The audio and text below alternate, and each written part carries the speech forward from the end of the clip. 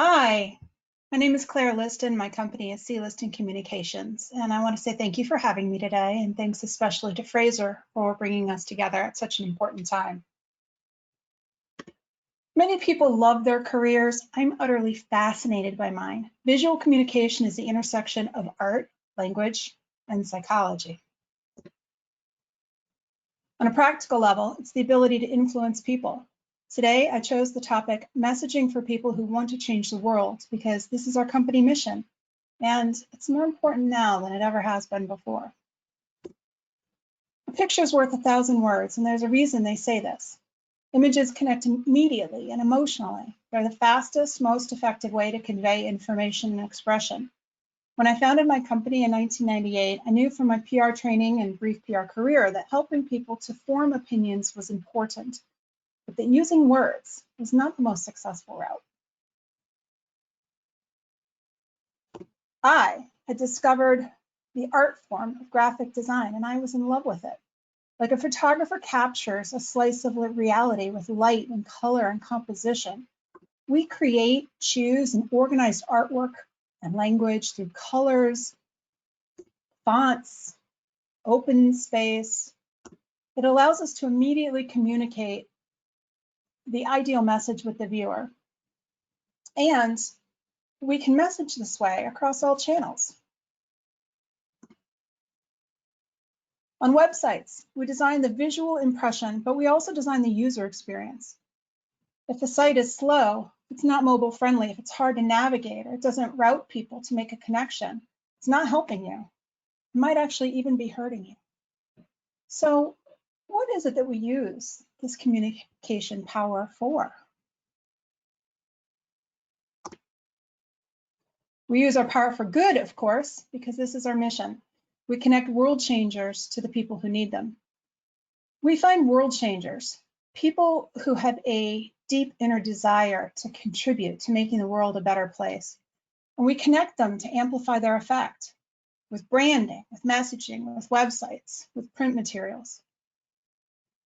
In this time of crisis, there are a lot of world changers who are right here.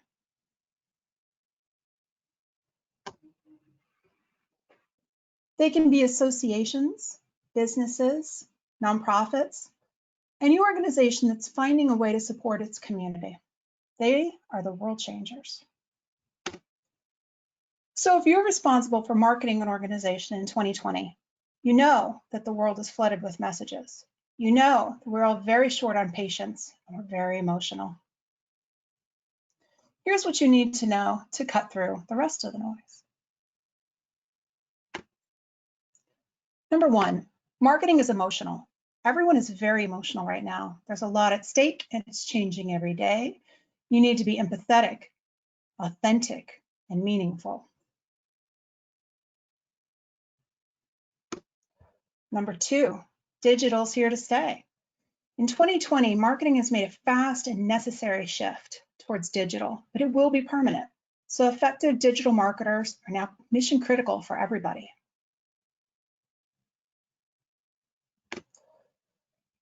And number three, you need to practice successful storytelling. We storytellers will set apart the resilient businesses from the rest with compelling storytelling experiences. So, anyone with a responsibility for promoting an organization knows that it's a simple equation. You just have to, number one, be seen, number two, be desired. That's when there's enough connection to make money change hands. Since the dawn of marketing, that basic premise just hasn't changed. If you make people want something bad enough, they will buy it. But why hasn't that changed? It hasn't changed because our brains haven't changed that much. We still act on gut impulses. We still gravitate towards things that are familiar. So you have to practice paleo marketing, simple, ancient. The psychology of marketing has three basic premises: the power of emotional connection, the dominance of visual processing, and the need for repeated impressions. So the power of emotional connection is this: 90% of buying decisions are made in the subconscious mind. Studies have also shown that we make purchasing decisions by feelings alone a whopping 95% of the time. We're not talking about logical thought here. The reality of visual processing is that 65% of people are visual learners. For us to retain it, we have to see a graphic representation.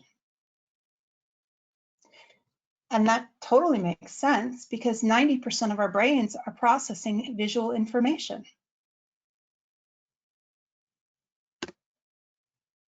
We need just milliseconds to understand an image compared to the time it takes to read 200, 250 words that might describe that image.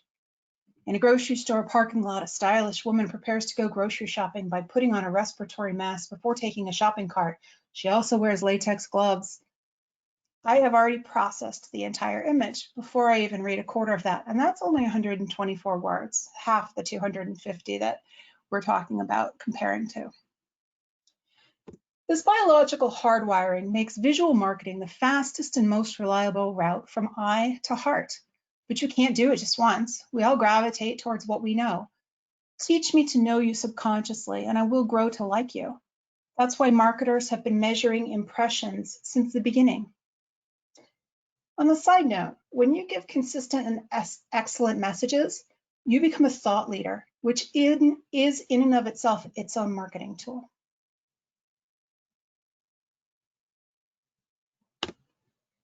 In 1885, London businessman Thomas Smith wrote a guide called Successful Advertising, and it's still used today as the foundation for theory of frequency in advertising and marketing. Number 20 says the 20th time prospects see the ad, they buy what it is offering. What he's talking about is impressions, and the channels that he had to offer impressions were newspaper ads, flyers, and billboards. How many different channels do we have today? Should be easy to get even more impressions to your target audience. But what happens when an impression is not a good impression? So we said the more a person sees something, the more they attach to it. In general, that's true, but this assumes the person likes and can identify the message they're seeing. One bad impression can undo many good ones. It's called an impression for a reason. So what should each of these impressions actually say to strengthen a relationship? You need to write your story. Every impression tells or supports your story, so you have to write a good story first. You have to identify the emotion, find the connections, define the hero and the guide. Your story is about how you are the key to success for someone, and you remind people about your devotion to their problems in a transparent, consistent, and engaging way. And you have to know what emotion you're selling. Your target audience is connecting emotionally and buying emotionally. So you're not just selling a product or service, you're selling an emotion. What is that emotion for you? Because it's the theme of your story. When you connect, you need to convince the client that you know them and that you can help them. Your story will define your target audience, their pain, your solution, and the easy steps that you'll take together to solve that. Because this is a hero story. Oh, but you are not the hero. Your clients are the heroes. You are the guide. You are the Obi-Wan, the Yoda, the Mr. Miyagi. You are a constant message of guidance and hope. You will identify the villains, but avoid fearful or depressing messages. And when your story is complete, we know the message we'll need to send with each impression. We'll use a few words, images, layouts, colors, fonts, even open space to convey the message, because every part of the design communicates. Remember, you cannot afford to have any impressions that aren't strengthening your relationship. So, organizations that spread their marketing across a lot of different vendors need to pay close attention to staying on brand and staying on story. You need to be consistent. Until, of course, there comes a time when you need to update your messaging. In the last 5 months, we've seen a global pandemic unfold. We've launched a new national civil rights movement. We've entered a new age of messages and messaging. Marketers have had several huge scrambles to pull and replace ads. Why? The target audience changed overnight, and therefore the messages had to change. Your audience changed, no matter who they are. They changed how they function, they changed how they think, and they changed what they feel.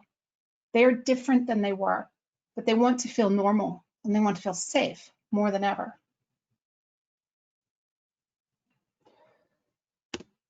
It's hard to support your people when you're struggling yourself. But what does it take to pivot and rise? For world changers, it takes being bravely transparent. If any of these things are true for you, you need to be talking about them in your messaging. If you're adaptable, changing business models or revenue streams to survive and then thrive. If you're symbiotic, a business that supports and is supported by a community. If you're charitable, if you're caring not just for the community at large, but for your employees.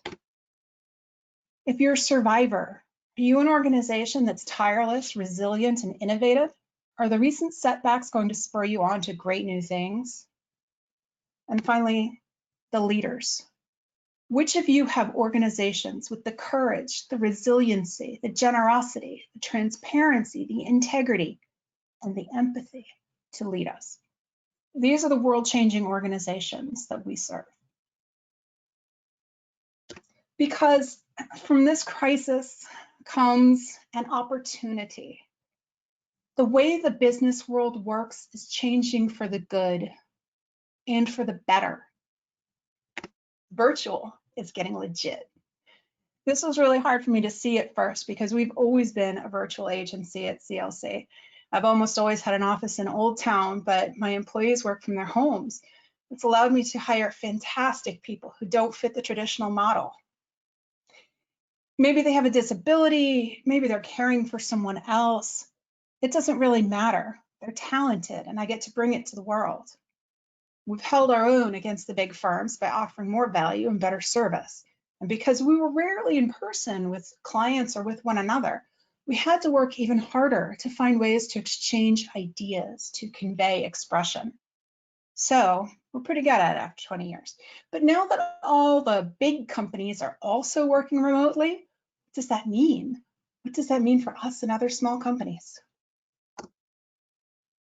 It means that small businesses can compete. We were ready for this. We had already leveraged all the digital tools. We were ready, we're adaptable, we're connected, we have heart, and we will thrive. I think we've all met business owners in the last couple months who have said, oh, all this mess will be over next month. We'll all be back to normal. Not only is that detached from reality, it's counterproductive to where we're going. If a Pilates studio adapts to teaching their mat classes online and they're able to support a large number of people from home, why would they stop doing that when the studio reopens? They can now serve people who are far away, who are unable to travel, people who are short on time. So the message here is to keep the good. Organizations regard the shift to digital channels the same way. Right now, you really need a great website that educates and engages to replace in-person connections. But when you can connect in person again, that website's going to be a force multiplier for your efforts. So I started this presentation with 3 basic marketing premises. Let's look at them in the light of our changing world. First, the power of emotional connection. Everyone is very emotional right now. There's a lot at stake and it's changing every day. In your messaging, you need to be empathetic, authentic. For the dominance of visual programming, think about this. If people can absorb an intended message in milliseconds, they can also absorb an unintended message in the same milliseconds. Don't underestimate the speed, the depth, and the impression of your visual communication. Be empathetic with everything you say and be cautious. And the need for repeated impressions. Alignment beats attention. Do not spam people. Attention out of context is spam. Make people want to pay attention to you. Establish relevance, gain respect, build solid relationships, and rely on education and engagement over time. Don't do things for attention that will hurt your relationships. Now is a time for tolerance and good judgment.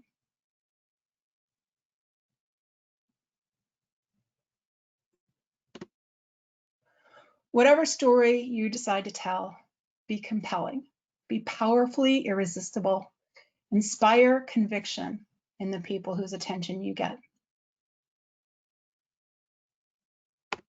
And that's it for me. If I had done this live, I would have been able to take some questions, and I kind of missed that. So please reach out to me by phone or email. I would especially love to hear about marketing that you have seen since March that you consider impactful in some way. Thank you, of course, to Fraser for putting this all together, and be well, everybody.